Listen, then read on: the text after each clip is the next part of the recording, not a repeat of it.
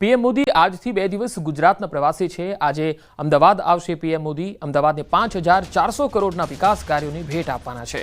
શહેરી વિકાસ, ઉર્જા, રસ્તાઓ અને રેલવે પ્રોજેક્ટની ભેટ મળવાની છે। આજે સાંજે 6 કલાકે નિકોલમાં કાર્યક્રમ છે, જનસભાનું આયોજન છે। એટલું જ નહીં, પીએમ મોદી 3 કિલોમીટર લાંબો રોડ શો પણ યોજશે। એરપોર્ટથી જીબી ઓફિસ નરોડા પાસે ખોડલધામ મેદાન સુધીનો આ રોડ શો રહેશે। નિકોલના ખોડલધામ મેદાન ખાતે જાહેર સભાને સંબોધશે। તો પ્રધાનમંત્રી નરેન્દ્ર મોદી આજથી 2 દિવસ ગુજરાતના પ્રવાસે છે।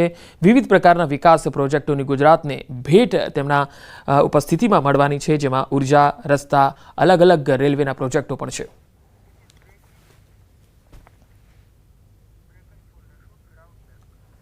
પ્રધાનમંત્રી મોદીની ગુજરાત યાત્રા 5 કલાકનો રાજકીય ક્લાસ એવું સૂત્રો તરફથી માહિતી આવી રહી છે। મંત્રીમંડળના વિસ્તરણ અંગે થઈ શકે છે ચર્ચા। જિલ્લા સ્તરના પ્રમુખને સીધું માર્ગદર્શક આપશે। નારાજ સભ્યોને સમજાવવાનો પણ પ્રયત્ન થશે। તો આ એક મહત્વપૂર્ણ અપડેટ પણ આવી રહી છે કે પીએમ મોદીની ગુજરાત યાત્રા આગામી દિવસોમાં ભાજપ માટે ખૂબ જ મહત્વપૂર્ણ સાબિત થવાની છે। સૂત્રોના હવાલેથી આ ખબર છે કે પીએમ 5 કલાકનો વિશેષ રાજકીય ક્લાસ લેવાના છે, જેમાં રાજ્યના શહેર અને જિલ્લા સ્તરના પ્રમુખો અને પ્રવક્તાઓને સીધી માર્ગદર્શિકા આપવામાં આવશે। તો પીએમ સૌપ્રથમ તમામ શહેરોના ભાજપ પ્રવક્તાઓ સાથે બેઠક કરવાના છે, એવી પણ વાત સૂત્રો તરફથી આવી રહી છે।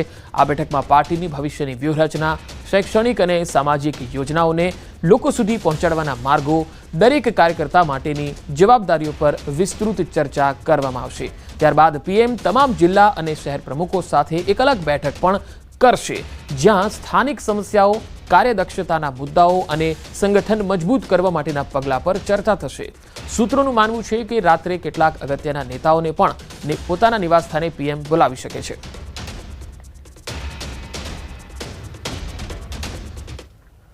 ગાંધીનગરમાં આજે પ્રદેશ ભાજપની એક બેઠક મળવા જઈ રહી છે। પ્રદેશ ભાજપ અધ્યક્ષ સી.આર. પાટીલના અધ્યક્ષ સ્થાને આ બેઠકનું આયોજન છે। રાજ્યમાં આયોજિત થનારા સેવા પખવાડિયા અંગે કાર્યશાળા મળવાની છે। આ કાર્યશાળામાં પ્રદેશ સંગઠન મહામંત્રી રત્નાકરજી પણ ઉપસ્થિત રહેશે। ધારાસભ્યો અને સાંસદો પણ ઉપસ્થિત રહેશે।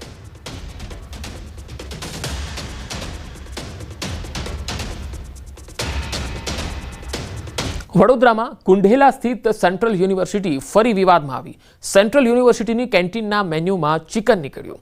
પવિત્ર શ્રાવણ માસ દરમિયાન વિદ્યાર્થીઓને નોનવેજ પીરસવામાં આવ્યું હતું। એક જ કેન્ટીનમાં વેજ નોનવેજ બનાવવામાં આવતું હતું અને તેના કારણે વિદ્યાર્થીઓની ધાર્મિક લાગણી દુભાઈ। અવાજ ઉઠાવનાર વિદ્યાર્થીઓને ધમકી અપાતી હોવાના આરોપ છે। આ પહેલા પણ એબીવીપીના પ્રમુખે નોનવેજ ભોજનને લઈને રજૂઆત કરી હતી। સેન્ટ્રલ યુનિવર્સિટીમાં ભોજનની ગુણવત્તાને લઈ 15 દિવસ પહેલા હોબાળો થયો હતો। તો કુંઢેલા સ્થિત સેન્ટ્રલ યુનિવર્સિટી ફરી એકવાર વિવાદમાં આવી છે। એબીવીપીએ પહેલા પણ રજૂઆત કરી હતી। વધુ માહિતી મેળવીએ, વડોદરાથી સંવાદદાતા હાર્દિક દીક્ષિત જોડાયા છે। હાર્દિક, સેન્ટ્રલ યુનિવર્સિટીના કેન્ટીનનો આ વિવાદ, હવે યુનિવર્સિટીના સત્તાધીશો શું કહે છે? બિલકુલ પંકજ, જો આ કુંઢેલા સ્થિત જે સેન્ટ્રલ યુનિવર્સિટી છે એની વાત કરીએ તો વિવાદ અને સેન્ટ્રલ યુનિવર્સિટી બંને એકબીજાના પર્યાય થઈ ગયા છે, કારણ કે આ જે વિવાદ છે તે ઘણો મોટો છે। શ્રાવણ મહિનો ચાલતો હતો, દરમિયાન કેટલાક જે વિદ્યાર્થીઓ છે કે જેઓ ગુજરાત બહારના છે તેમને નોનવેજ પીરસવામાં આવ્યું હતું, ત્યારે જે ગુજરાતી યુવકો છે તેમના દ્વારા સમગ્ર મામલે વિરોધ કરવામાં આવ્યો હતો અને પ્રશાસનને રજૂઆત કરવામાં આવી હતી। પરંતુ વિદ્યાર્થીઓનો આક્ષેપ એવો છે કે પ્રશાસનને જ્યારે રજૂઆત કરવામાં આવે છે ત્યારે તંત્ર દ્વારા તેમને ધમકાવવામાં આવે છે અને તેમનું રિઝલ્ટ ખરાબ કરી નાખવાની ધમકી જે છે તે આપવામાં આવે છે। ઉલ્લેખનીય બાબત છે કે થોડા સમય અગાઉ જ આ રીતનો એક વિવાદ જે છે તે સેન્ટ્રલ યુનિવર્સિટી ખાતે થયો હતો અને ભોજનની ગુણવત્તા સામે સવાલો ઉઠ્યા હતા। કેન્ટીનનો કોન્ટ્રાક્ટ તાત્કાલિક રદ કરીને બીજો કોન્ટ્રાક્ટ અપાયો હતો, પરંતુ કોન્ટ્રાક્ટ બદલ્યા બાદ પણ સ્થિતિ જે હતી તેની તે જ છે। એટલે ટૂંકમાં કહીએ તો સેન્ટ્રલ યુનિવર્સિટી જ્યારે વિવાદમાં આવી રહી છે ત્યારે વિદ્યાર્થીઓને ત્યાં રહીને ભણવું ખૂબ જ મુશ્કેલ બની છે। પંકજ જી હાર્દિક, આભાર માહિતી આપવા માટે।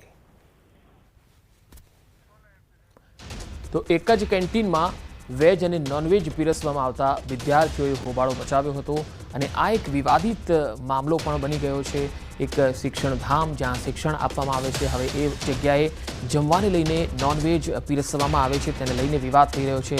આ એક કર્મની કઠણાઈ નહીં તો બીજું શું છે? યુનિવર્સિટીની કેન્ટીનના મેનુમાં જે છે એ વિદ્યાર્થીઓને નોનવેજ પીરસવામાં આવ્યું, એ પણ શ્રાવણ માસમાં, અને આ બનાવ જે બની રહ્યા છે એ ખરેખર ચિંતાજનક છે।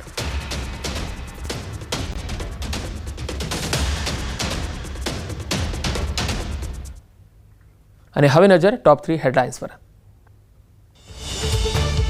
આગામી 6 દિવસ રાજ્યમાં વરસાદી માહોલ. ઉત્તર ગુજરાતમાં વરસાદનું જોર વધવાની શક્યતા. સાબરમતી નદીના જળસ્તરમાં સતત વધારો. વાસણા બેરેજના 25 દરવાજા 6 ફૂટ ખોલાયા. આજથી પીએમ મોદી 2 દિવસ ગુજરાત પ્રવાસે. 5,400 કરોડના વિકાસ પ્રોજેક્ટનું કરશે લોકાર્પણ.